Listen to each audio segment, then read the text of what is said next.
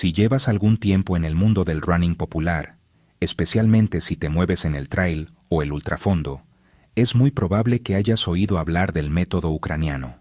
Lo mencionan en foros, en grupos de WhatsApp de corredores, en podcasts de montaña. Se describe como un sistema de entrenamiento basado en acumular volúmenes enormes a intensidad muy baja. Zona 1 pura. Nada de series, nada de intervalos, solo kilómetros y más kilómetros a ritmo suave. Hay un pequeño problema. Si intentas investigar de dónde viene ese nombre, quién lo formalizó, qué entrenador o atleta ucraniano lo sistematizó y cuándo, te vas a encontrar con un vacío sorprendente. No hay un libro de referencia. No hay un autor con nombre y apellidos detrás del sistema. No hay un equivalente al Lydiard de Nueva Zelanda o al Van Aken de Alemania. Hay una etiqueta popular que circula en el mundo del running hispanohablante, sin una genealogía clara. Hoy vamos a hacer exactamente eso que nadie ha hecho en este canal sobre el método ucraniano: investigarlo con honestidad, ver qué hay detrás del nombre, qué describe fisiológicamente, qué dice la ciencia sobre ese modelo de entrenamiento y por qué puede ser útil o peligroso dependiendo de para quién y en qué momento. El término método ucraniano, aplicado al entrenamiento de running, no tiene un origen documentado claro. No aparece en la literatura científica de la fisiología del ejercicio. No figura en los libros de referencia del entrenamiento de resistencia. Es un término de uso popular, fundamentalmente en el mundo hispanohablante del trail running y el ultrafondo, que designa un modelo de distribución de intensidad muy específico. Acumular entre el 80 y el 90% del volumen semanal en zona 1, por debajo del primer umbral de lactato, con apenas un 10 o 20% en zona 2 y prácticamente ningún trabajo por encima del segundo umbral. Lo más probable es que el nombre derive de la asociación con la tradición del atletismo soviético y postsoviético, que incluía a Ucrania como una de sus potencias atléticas. El bloque soviético desarrolló durante la Guerra Fría programas de preparación física con un énfasis particular en el volumen aeróbico como base del rendimiento. Sus científicos del deporte produjeron una literatura sobre periodización y carga de entrenamiento muy detallada, pero que durante décadas fue prácticamente inaccesible en Occidente por estar publicada exclusivamente en ruso. La conexión entre esa tradición de alto volumen del atletismo soviético y el nombre método ucraniano es plausible, pero no está documentada de forma rigurosa. El nombre parece haberse popularizado en foros hispanohablantes de trail running a partir de aproximadamente 2020, posiblemente a través de entrenadores que conocían las prácticas de esa región, pero sin una figura fundacional identificable detrás de la etiqueta. Lo que sí se puede decir con certeza es lo que el método ucraniano describe fisiológicamente: un modelo de entrenamiento por volumen en zona baja, o High Volume, Low Intensity Training en la terminología científica anglosajona, llevado a un extremo más pronunciado que el modelo de Van Aken o el de HAD, con una proporción de zona 1 cercana al 90% del volumen total. El modelo de entrenamiento que el método ucraniano describe, el High Volume Low Intensity Training, tiene una lógica fisiológica bien caracterizada por la investigación, y sus adaptaciones son reales y documentadas. Entrenar de forma sostenida por debajo del primer umbral del lactato, a una intensidad que permite hablar con fluidez y que corresponde aproximadamente al 60 al 75% de la frecuencia cardíaca máxima, produce el conjunto de adaptaciones aeróbicas estructurales que hemos descrito en los videos sobre Lydiard, Van Aken y HAD. Proliferación mitocondrial en las fibras de contracción lenta, aumento de la densidad capilar, mejora de la actividad enzimática oxidativa, aumento del volumen sistólico cardíaco y mejora de la capacidad de oxidación de ácidos grasos. Estas adaptaciones son el sustrato sobre el que se construye todo el rendimiento de resistencia y requieren volumen y tiempo para desarrollarse de forma completa. Hay un aspecto de las adaptaciones al entrenamiento en zona baja que es especialmente relevante para el contexto en que más se habla del método ucraniano, el trail y el ultrafondo: la mejora de la eficiencia mitocondrial a bajas intensidades de carrera. Los estudios sobre oxidación de sustratos en corredores de élite de ultrafondo muestran que estos atletas pueden mantener tasas de oxidación de grasas de entre 1,5 y 2 gramos por minuto, a velocidades que en corredores menos adaptados aeróbicamente ya implicarían una contribución significativa de carbohidratos. Esa eficiencia metabólica extrema, que se desarrolla principalmente con volumen crónico a baja intensidad, reduce la dependencia del glucógeno en pruebas largas y retrasa el agotamiento de las reservas de carbohidratos. Para una carrera de 12 o 24 horas, esa adaptación puede ser más determinante que el VO2 max. Para el corredor de ultrafondo y trail running, donde las carreras pueden durar entre 6 y 40 horas, y la contribución del metabolismo aeróbico a baja intensidad es predominante durante la mayor parte del tiempo de carrera, estas adaptaciones tienen una relevancia directa que va más allá de lo que tienen para un corredor de maratón o de distancias más cortas. Un corredor de 100 millas que puede oxidar grasa de forma eficiente a ritmos de carrera elevados, que tiene reservas de glucógeno que duran más porque su organismo las usa de forma más conservadora, y que puede recuperarse de los esfuerzos puntuales de los repechos sin acumular una deuda metabólica insostenible, tiene una ventaja directa sobre uno cuya fisiología no está optimizada para esa eficiencia aeróbica extrema. El método ucraniano, visto desde esa óptica, tiene una coherencia fisiológica específica para el ultrafondo que no tiene necesariamente para otras distancias. La pregunta más importante que la ciencia puede responder sobre el modelo High Volume, Low Intensity Training, que es lo que el método ucraniano describe, es si ese modelo produce mejores adaptaciones que los alternativos, y en qué contextos, y aquí la evidencia es matizada pero bastante clara.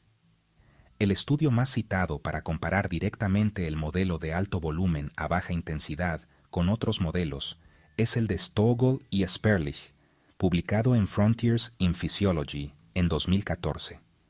Compararon 4 grupos de atletas bien entrenados en resistencia durante 9 semanas. Un grupo con entrenamiento de alto volumen a baja intensidad, un grupo por umbral, un grupo con entrenamiento de alta intensidad y un grupo con entrenamiento polarizado. Los resultados fueron bastante concluyentes. El grupo de alto volumen a baja intensidad no mostró mejoras significativas en VO2 max, en el umbral de lactato a velocidades elevadas, ni en el rendimiento en prueba de tiempo de 5 kilómetros. El grupo polarizado mostró las mayores mejoras en la mayoría de los parámetros. El grupo de alto volumen a baja intensidad mejoró algunas variables relacionadas con la economía aeróbica a baja intensidad, pero no las que más determinan el rendimiento competitivo.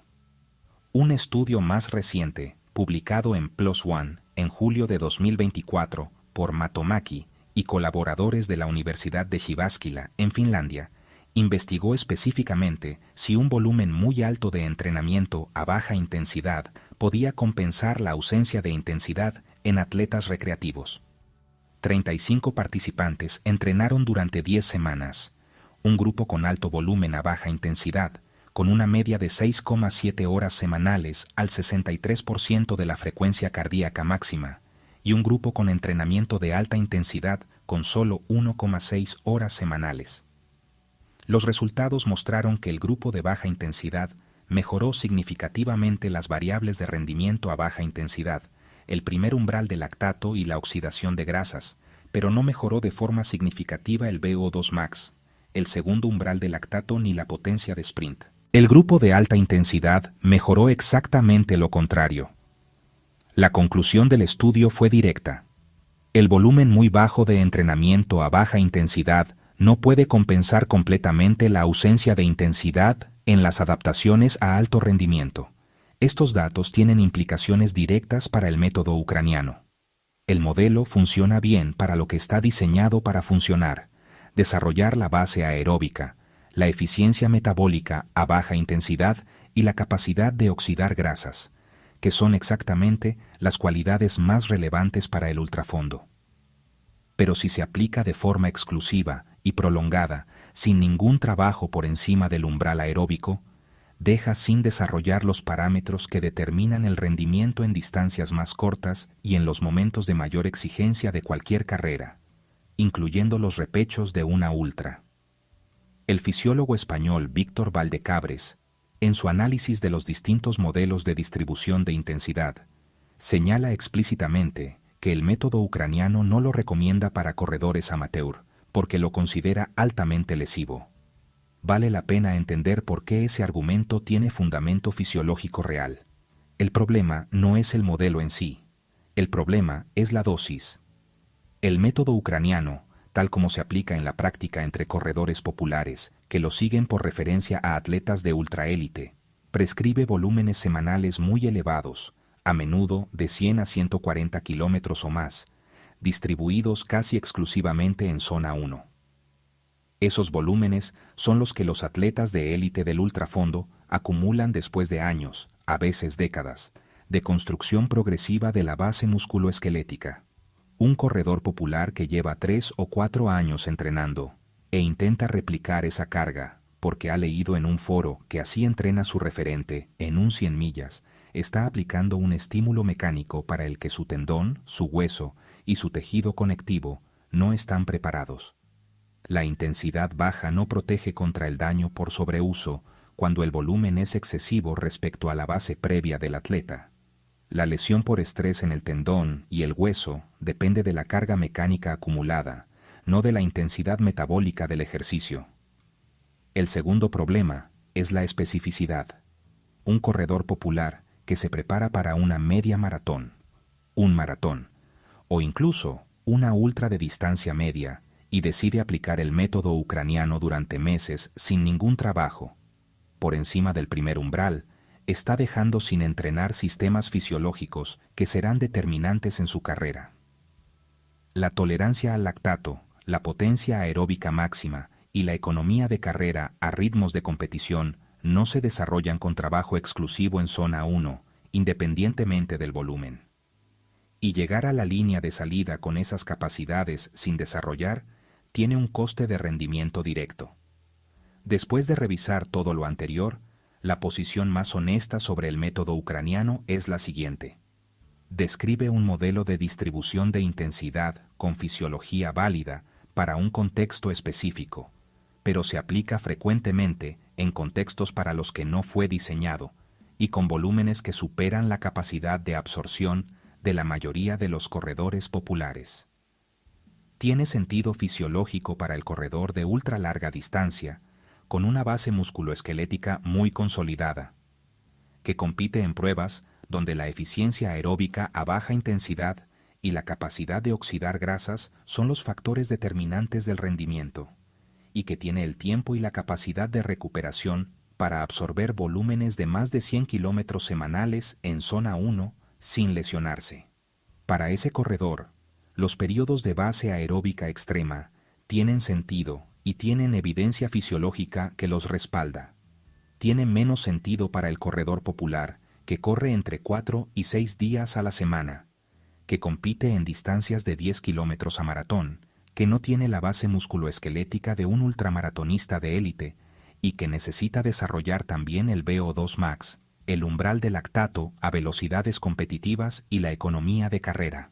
Para ese corredor, aplicar el método ucraniano en su versión más extrema es abandonar las adaptaciones que más determinan su rendimiento y exponerse a un volumen que su tejido no está preparado para absorber. Hay además una dimensión práctica que pocos análisis del método ucraniano abordan: su impacto sobre la adherencia al entrenamiento.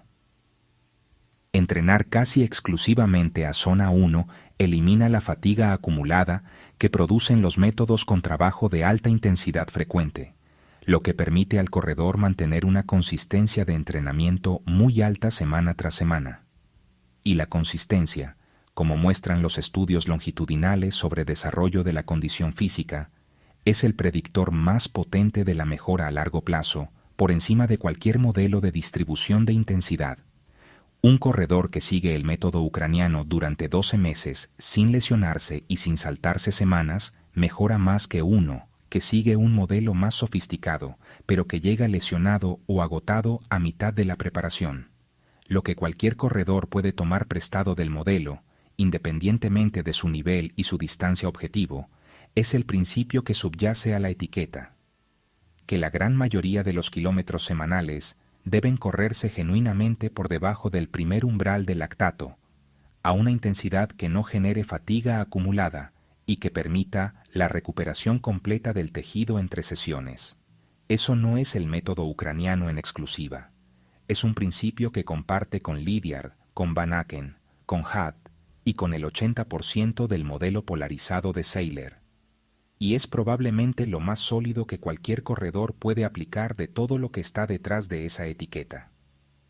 El método ucraniano es un buen ejemplo de cómo el mundo del running popular genera etiquetas que circulan con una velocidad y una autoridad que su fundamento no siempre justifica.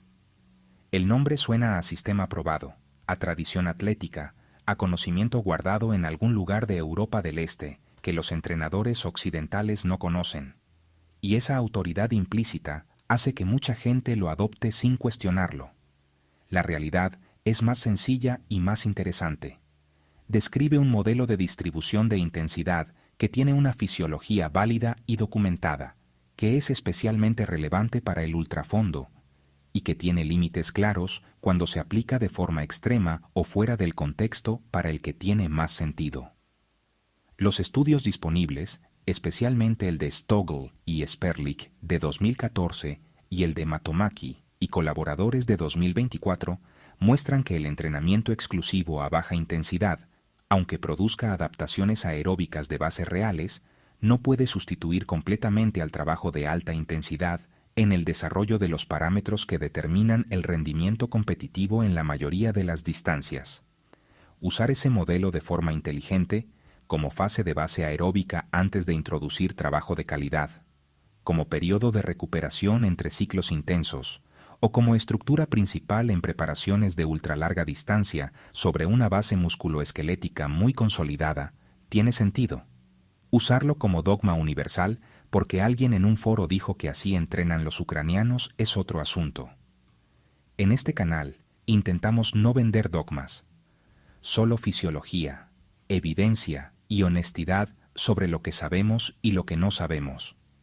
Y sobre el método ucraniano, lo que sabemos es que el nombre es más misterioso que el contenido, y que el contenido es más válido de lo que sus críticos dicen, y más limitado de lo que sus defensores reconocen.